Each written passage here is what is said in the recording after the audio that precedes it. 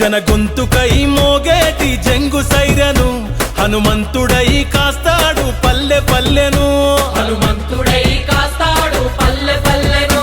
తన పేరు వింటే పేద తల్లికి ఆనందము. రామదాస్ అన్న పేదోడి పేగు బంధము. రామదాస్ అన్న పేదోడి పేగు బంధము.